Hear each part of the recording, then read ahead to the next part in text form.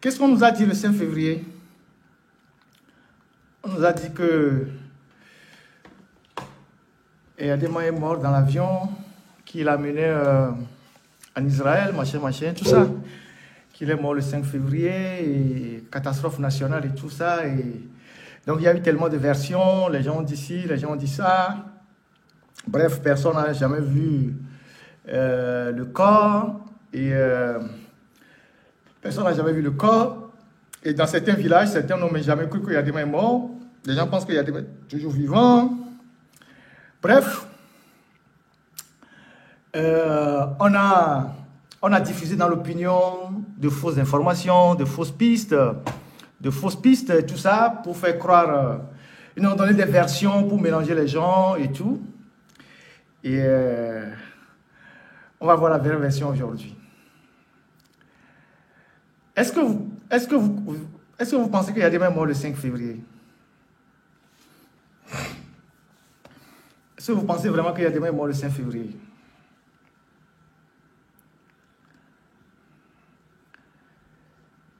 Est-ce que vous croyez qu'il y a des mains morts dans un avion?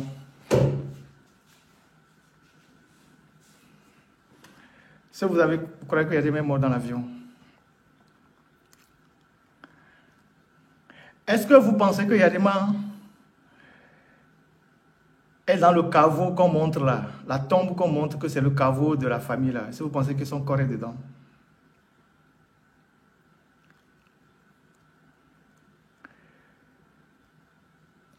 Eh bien, on va en parler. On va en parler. C'est comme l'histoire de l'accident de Sarakawa. C'est entouré de mystères. Et vous savez, les dirigeants des régimes autoritaires, c'est des gens qui sont très fragiles, parfois même des gens des peureux. C'est parce qu'ils ont peur qu'ils tuent.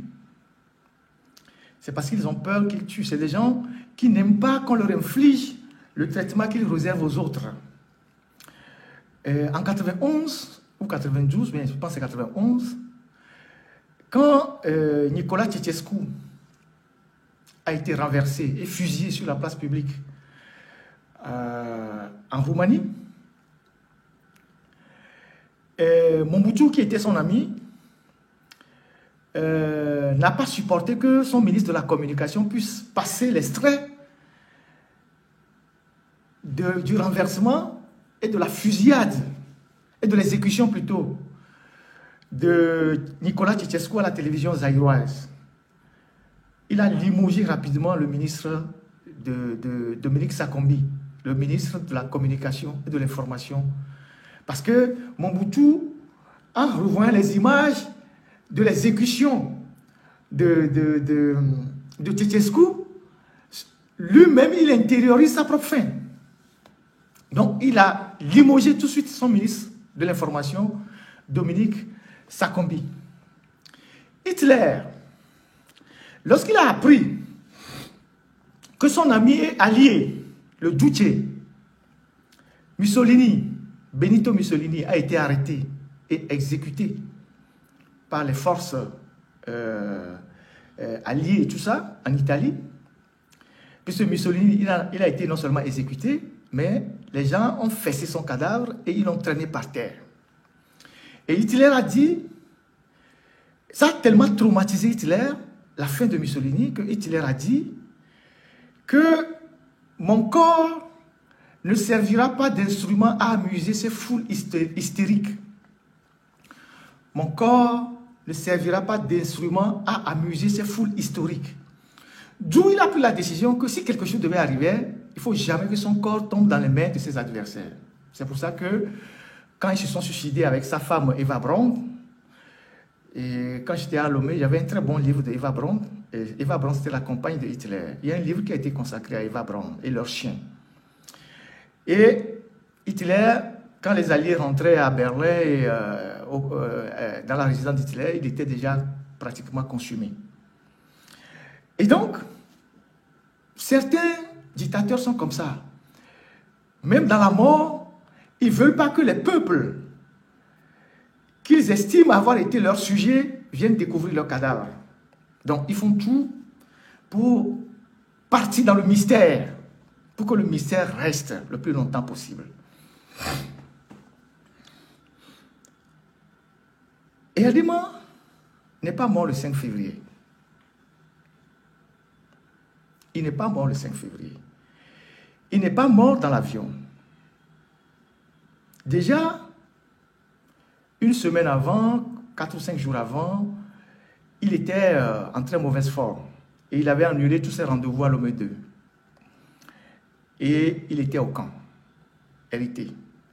Et à l'époque, il y a beaucoup de jeunes, des étudiants, nos camarades de l'université qui avaient fait de l'entrée de Lomé 2 leur chambre, de leur amphi. Ils allaient lire les motions, ils rédigeaient les motions à tous ceux qui venaient rentrer là-bas. Donc les gens étaient là-bas, les gens avaient des rendez-vous, les gens étaient là. Et comment on les appelle même là? Nos camarades qui restaient sous les arbres là-bas, c'est des sachants, c'est eux qui écrivent les motions. Ils connaissent les termes que Yadema aimait. Donc quand les populations, les ressortissants de tel viennent, les ressortissants de tel viennent pour rentrer à Lomé 2, c'est eux qui écrivent, c'est eux qui rédigent les motions. Ils les rédigent. Les bitosards, voilà. Donc, eux, ils étaient sous les arbres parce qu'on leur avait donné des rendez-vous. J'ai été là-bas, on a dit que le patron n'est pas là, il n'est pas là, il n'est pas là. Donc, il était déjà dans une situation un peu difficile. Donc, il était reclus au camp. Donc, mais il n'y avait rien d'alarmant qui puisse nécessiter que rapidement on puisse l'évacuer. Et donc, à son domicile, au camp là-bas, dans son appartement, il y a une douche avec une porte sécurisée. Et quand il est à l'intérieur de la douche, il n'y a que lui seul à l'intérieur qui puisse autoriser quelqu'un de l'extérieur à rentrer dans la douche. Quand il est dans la douche est bloquée. Donc, quand quelqu'un veut rentrer dans la douche, il faut que ce soit lui-même qui puisse faire les manœuvres pour que la personne rentre dans la douche. Et donc, dans la nuit du 3 au 4, il a dormi seul. Il a dormi seul. Et c'est le 4 au matin, que l'alerte a été donnée parce que l'eau de la douche coulait à ne pas s'arrêter. Donc les gens se sont dit, mais il se passe quelque chose. Donc c'est comme ça qu'on a défoncé la porte et on l'a retrouvé. Il était déjà mort dans sa douche, brûlé au 1er degré. C'est ça. C'était le 4, pas le 5, le 4. Alors, il ne fallait surtout pas que l'information soit ébruitée. Et donc, on a mis en place tout un scénario. On a appelé quelques proches. On a appelé des gens, quelques officiers, on a appelé quelques proches, des médecins. Et on a commencé par jouer tout un théâtre. Il était déjà mort, brûlé au 1er degré. Donc, on jouait au théâtre. On appelait des gens. Ah, le vieux est fatigué, il est agonisant, on a besoin de médicaments, on a besoin de coagulants, anticoagulants, on a besoin de tel appareil. Donc, les gens couraient dans tous les sens.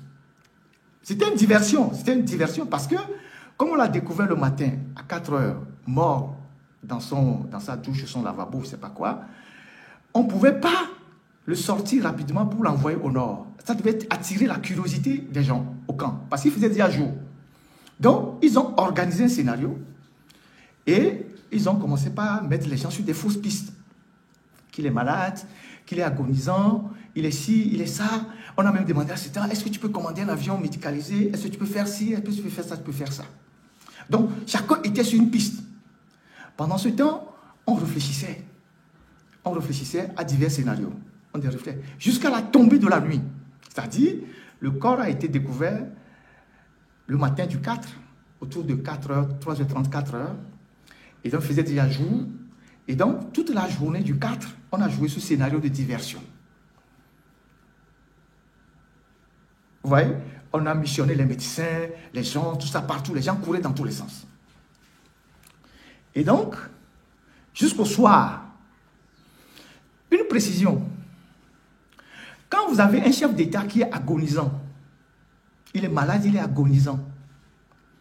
Un chef d'État, hein, ce n'est pas n'importe qui, un chef d'État qui est agonisant. Et qui est malade, agonisant, dans une situation où son pronostic vital est engagé. S'il ne peut pas être soigné dans son pays, vous avez toute une journée pour chercher un avion médicalisé et l'évacuer. C'est-à-dire, dans les 4 heures, 5 heures qui arrivent, un avion médicalisé arrive et le sort du pays. Mais on disait que Yadima était agonisant et qu'il fallait être à son chevet, le soigner.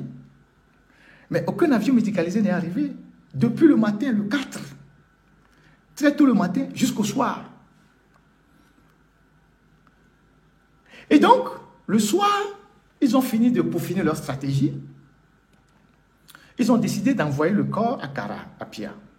Donc, ils ont bloqué l'aéroport autour de minuit, l'aéroport de Lomé. Ils ont bloqué l'aéroport, ils ont chassé tout le monde autour de minuit. Et ils ont mis le corps sur une civière dans un linceul blanc. Et ils ont mis le corps dans une ambulance pour amener à l'aéroport. L'ambulance qui souvent est dans le cortège des Yadema. Ils ont amené le corps. Donc, vers minuit, c'était déjà la nuit, donc loin des regards des gens. Donc, toute la délégation est rentrée dans l'avion, sa femme, les enfants et tout. Ils sont rentrés dans l'avion, les médecins personnels, tout le monde est rentré dans l'avion, Pitan, tout ça.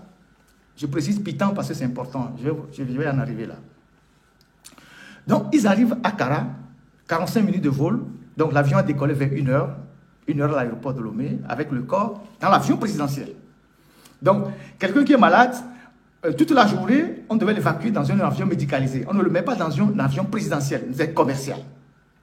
On met le corps dans l'avion présidentiel, on arrive à Kara, et on sort la dépouille de l'avion, et on amène la dépouille à Pia, dans la maison. Vous savez qu'à Pia, à côté du château, ou bien du caveau, là, il y a une morgue là-bas.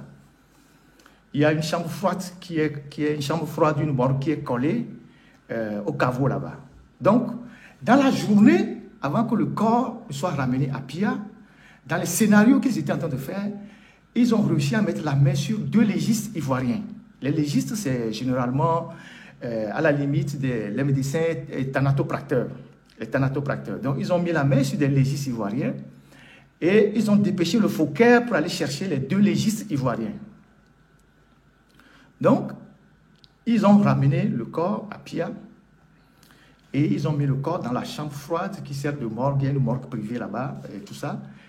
Et Roch et Toyi sont restés à côté du corps avec les médecins légistes. Donc, quand ils sont arrivés à Niamtougou, c'est une partie de la délégation qui était dans l'avion qui a amené le corps à Pia. L'autre partie était restée dans l'avion. Donc, quand ils ont déposé le corps, le reste, donc, Roch et Toyi sont restés avec les légistes auprès du corps. Le reste de la délégation est reparti dans l'avion. Donc, ils ont simulé un vol. Ils ont simulé un vol d'évacuation. Donc, ils ont fait redécoller l'avion. Puisque la première dame était dans l'avion, sa fille Béza, Bacha, Fort, Pitan, les médecins, quelques cuisiniers, quelques infirmiers, le personnel, avec le pilote reste tout. Ils ont redécollé l'avion. Donc tout ça c'était une simulation, le temps de réfléchir, parce qu'il y avait une panique dans la famille. Certains, même quand le papa est décédé, ils ont voulu fuir. Donc ils ont redécollé. Le temps d'imaginer le scénario qu'ils vont faire. Donc, ils ont redécollé l'avion dans lequel il n'y avait pas Yadima, mais ils ont fait croire qu'il y avait Yadima dans l'avion qu'on évacuait, parce que la première dame ici y était, en direction d'Israël. Donc, l'avion repart autour de 3 heures, 2h30, 3 heures de Niamtougou, en direction d'Israël. Donc, ils sont partis en direction d'Israël, et dans l'avion, ils échafaudaient leur plan. Donc, ils arrivent en Tunisie. Donc, la tour de contrôle, il a été annoncé que c'est l'avion présidentiel. Donc, l'avion a atterri en Tunisie. L'avion a atterri en Tunisie. Et c'est comme ça que la première dame, le président tunisien Ben Ali n'était pas disponible. La première dame est arrivée pour dire, ah, ils vont saluer la délégation comme ça, parce que c'est le président qui est en train de passer. Et ils ont prétesté que le président était malade, un peu indisposé, il dormait. Donc, la première dame tunisienne, les gens sont descendus pour la saluer, les Pachas, tout ça, tout ça sont salués pour la saluer. Donc, ils ont fait le ravitaillement de carburant. Et quand ils ont fini de faire le ravitaillement du carburant, ils se sont débarrassés à Tunis d'une partie du personnel qui était dans l'avion. Parce que ces gens-là qui étaient dans l'avion ne devaient pas être au courant du plan qu'ils vont échafauder avant de revenir pour la prise de pouvoir. Donc, ils ont débarrassé une partie du personnel, ils ont déchargé une partie du personnel à Tunis. Donc, médecins, cuisiniers, les petits, tout ça, à Tunis. Eux, ils ont été ramenés à Lomé par un avion ordinaire. Et donc, l'avion redécolle. Donc, quand ils se sont ravitaillés, et ils ont débarrassé l'avion de cette partie du personnel pour qu'il n'y ait pas des regards indiscrets quand ils vont monter leur plan dans l'avion. L'avion redécolle, direction Niamtougou. Donc, ils ne sont plus partis en Israël. Ils sont revenus à Niamtougou, où ils ont atterri autour de 11h, 11h30 à l'époque, 11h30 je pense, l'avion a atterri à Niamtougou. Et quand l'avion a atterri à Niamtougou, ils ont fait venir une ambulance au pied de l'avion. Et ils ont simulé, parce que le vol vers Israël était une simulation. Donc quand l'avion est revenu à Niamtougou, alors que le vrai corps de Yadema était déjà à la maison, ils sont revenus atterrir. Quand ils ont atterri, ils ont simulé la sortie d'un corps de l'avion vers une ambulance. Ils ont pris un truc, ils ont mis un linceul blanc, ils l'ont sorti de l'avion pour le mettre dans l'ambulance. C'est à partir de cette image-là que les rumeurs ont commencé à courir. Parce que les gens à l'aéroport ont vu et les rumeurs ont commencé à circuler. Alors que le corps était déjà au domicile au petit matin, à 1h30, 1h45 ou 2h moins. Le corps était déjà là-bas. Donc, quand ils ont mis le corps à Pia, une partie de la délégation est repartie dans l'avion. Ils ont simulé le voyage. Ils sont arrivés en Tunisie.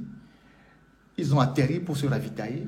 Ils ont débarrassé l'avion d'une partie du personnel. Ils sont revenus à Niamtougou. Ils ont simulé, comme si c'est maintenant qu'on ramenait le corps de Yadema, qu'il était mort dans l'avion. Donc, ils ont sorti quelque chose de l'avion, comme un corps à qui ils l'ont couvert de linceul et ils l'ont mis dans une ambulance.